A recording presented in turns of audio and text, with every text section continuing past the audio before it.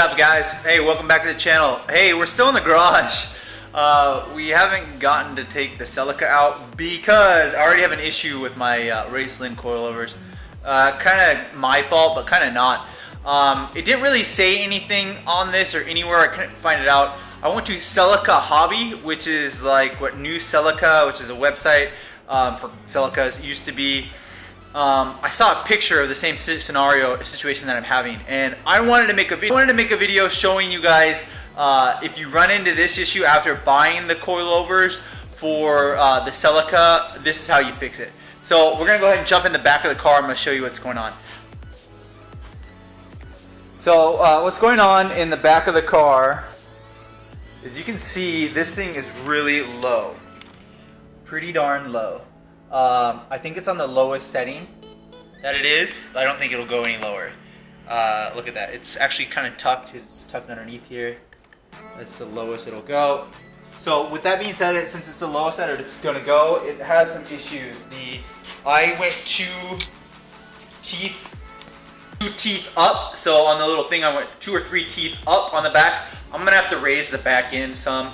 I think I'm going to end up remedying these tire wheels with the coilovers by purchasing a little bit larger tires when I burn these ones off. So I think that if I go from a 35 to a 40 profile on the side, it'll make it look a lot more aesthetic. So let's go ahead and jump in the back of the hatch. So we'll pop the hatch up real quick and I'll show you what's going to happen. If you go down all the way to the bottom, this is what's going to happen. Way down, and like I did, you're going to have this issue right here. See that? That was actually, believe it or not, on this side, or you can actually even see it, it's hitting the, let's see if I can get a good angle for you. Right there. So it's hitting the frame of the Celica, and it's making loud clunky noise. So when I went to drive it, and it's super bouncy when it's that low. I mean, it's so bouncy. Here, look. Oh, there, you can hear it. Look how bouncy this is. Woo! It's just bad. It's not good. It's too low. It's too bouncy. So look, it got stuck right there. Oh, that's what happened before. So I was bouncing, then it got stuck. And it's because it's too low. So if you're having the same issue with these, it's because I went too low. Literally, the car just stuck. What the heck? So it's not necessarily the coilover's fault. It's my fault because I went too low. So we're gonna raise it up a little bit, and the way that I'm gonna do that is by I'll show you. What I'm gonna raise the car, put it back on jack stands, and then I'll pull the wheel off, and unhook the lower part of the coil, and it'll spin off. So if you look right here, this is actually stuck up. This wheel is stuck. It like hasn't dropped back down because the top part of that right there is so far wedged up that it's pinched up against this part right here. That's crazy. Anywho, I'm just gonna go ahead and fix it, and the way I'm gonna fix it is by lowering or raising the ride height. And I mean, it is so bouncy. It was crazy bouncy. And then I'm gonna reinstall the plastics after we raise it up, and then we'll go ahead and do, on the next video, I'll go ahead and do a review of how it handles and how it drives. So you can see I removed the wheel. Those are these lug nuts right here. So I removed 5 lug nuts, easy enough. Now I removed the mount here, which is a 19 millimeter. I had to redo that. I removed, actually, excuse me, that was 17 millimeter. I removed the lower part of the coil, which is a 19 millimeter. You can see this. Now, if you don't remove this end link right here, this sway bar that keeps it up, this won't go down and up. So what I'm going to do is I'm going to break loose this right here with the coil on there. I'm going to break it loose with the 2 spanner wrenches. Right here is a spanner wrench. I love that word, spanner wrench, from Raceland. And I'm going to lower it 3 teeth. I'm going to do 10 because I did the front ones 10. So I'm going to do 10 all around. So I'm going to go up to 10 teeth and see how the ride height is and if it's not too bouncy. So that's what I'm going to do is break that loose right here. And then that'll give the ride height a little bit higher, which I don't want, but it'll make it so that that thing doesn't get caught. Nor does it bounce as high as it's been bounced. It is a really bouncy ride. Okay, so what I've done is I've lowered it. You can see all of the teeth that I've lowered it. But let's see if I can get a good angle for you. Right there. Great angle. Right there. So, excuse me, I've raised that by that many. So I was at 13. I'm now actually sitting at 15 of those little marks. It even says, it does say it on there that if you are going to do it, try to mark it for the same. So I did mark it for 15. That's where it's sitting at. We're going to put the wheel back on. It's going to take you about like 20 minutes per side to do this. Once you get it the first time though, it seems to be easier. So let's go ahead and grab the wheel, put it back on, lower the car, and see what it sits at. That's like that's like a 3-finger gap. That's no good. That's no bueno. I don't want to do it again. But here, let me show you something real quick. This is what I was talking about. So if you come over here, I'm gonna just kind of bounce on this with my weight. Watch this side.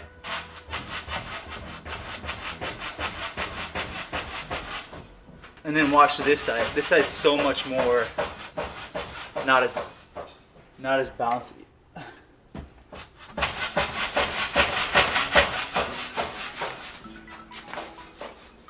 Oh crap! I was wondering what that was hitting. Is hitting the jack.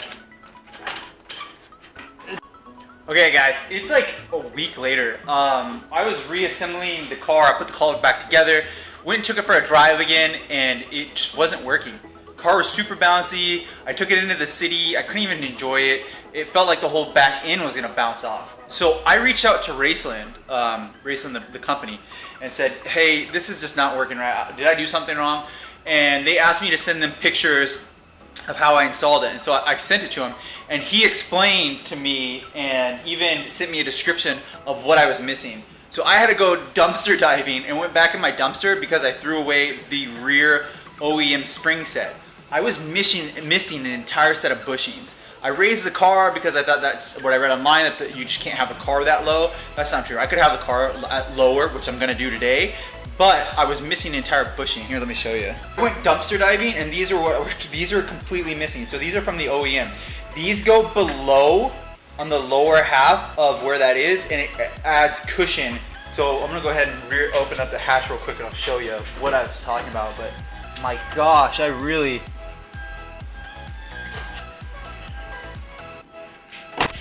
So let's open up the hatch. And I was wondering why it was so bouncy and whatnot, and you know, I couldn't understand, like, why is it so bouncy, and this is crazy, and like, look how bouncy that is. I even put a bunch of lithium white grease to see if that would kind of loosen something that was stuck, and it would bounce all the way down. It'd bounce even with the lowering, raising the car, it bounced all the way down like that, and I didn't know what it was. I was like, these springs can't be like that. I'm missing that whole piece, which goes right below here on that. So I'm gonna have to pull these both out. I'm gonna raise the car and rebuild them, and then I'll show you that. It wasn't Raceland's fault. It's my fault. So I did it wrong. I didn't have good instructions how to do it. So I hope this is a good video to correct this if you did it wrong. So let's fix this. This is the issue that I had. I found no videos online of this to how to fix this, but Raceland explained it to me. We're setting this at 10, so I went from 15 to 10. These are the teeth. I'm gonna go up 10. It'll lower the car, which I wanted to do. We're gonna set that at 10. We're gonna lock it in position. A plastic little thing sits right here. This is just important. Plastic. Then you grab the coil. Here's the coil. The coil sits on here. I had this wrong before.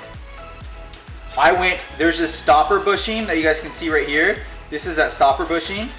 This little one right here. That's not all you need, and that's what I had. The right way is that what you do is you take one of these. So you have one from your driver's and one for your driver's side and one for your passenger side. Take one of these. See this? Go down like this. Go down. That goes down like that. That's how you sit it. Go down right there. I was missing that entire thing. That's why that was bouncing like a crazy person. Now, once you do that and that sits like there, see this right here? You take this, it's the flat side, it goes on the top of the coil. The flat one goes on top of the coil, just like this.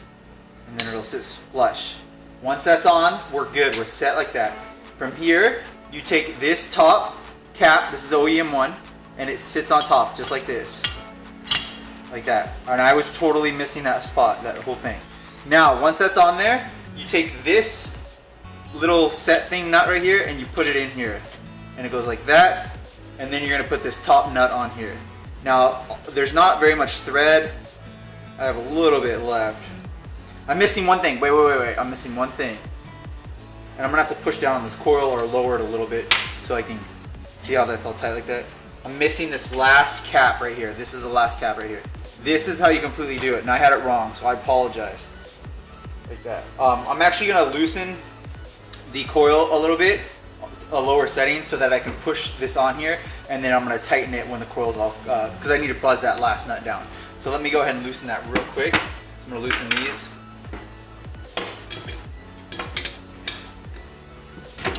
See, it's loose. Roll the coil to lower it. This is all about lowering it, and then I'll go back up when I get it all tight. So there we go. Everything else is the same, nothing else moved. Make sure it sits flush on there. See that? Now I have a little bit of extra room because I lower the coil. We're gonna grab that nut, boom. There we go. That's how you had it right. So my issue is that I was missing that isolator inside of there, and it was bouncing like a crazy person. Okay, so I did vacuum, and then now I'm starting to put the plastics back in, as you guys can see, and then I'm wiping down the plastics. I'm using one of my own microfibers, swing by MITCHDORE.com to pick one up. I also have that second piece of carpet that sits on there, so let me know if you guys want to get that at MITCHDORE.com. I'm going to go ahead and finish putting the plastics. There's plastics that go right here, the carpets that sit over here, and then another piece of plastic that go right here. Once I have that done, I'll be done doing that. The suspension should be good. I have everything done. I did it on the driver's side and passenger side. So we're sitting pretty, this is sitting pretty up in here. Let's see if I can see you guys down there. Yeah, there we go. That's sitting pretty, and then the little aluminum strut things were not poking out like they were before. So we should be on the right track. Completed all the interior. It's all done, everything. Kind of dark in here. Okay, so I took it out. It's still pretty bouncy. It's not horribly bouncy. It's still pretty bouncy. I did lower it a little bit. I don't know, maybe I shouldn't have lowered it again. Maybe that's what caused the issues. Maybe I should not have lowered it again. But it's still pretty bouncy. And then now inside of here, before you could really hear the clanking of the coils hitting the top mounts, like right in here, this area. Sorry about the dark light. But you could really hear it clanking. It's still there. So I don't know if that's just a Raceland thing. I read online that they're just noisy, and I mean they're just noisy. So we'll roll it for a little bit. I feel like I completely installed it right, like after missing that bushing. I don't think it's upside down or anything. Maybe it is. Maybe if I raise it up, it won't be as noisy.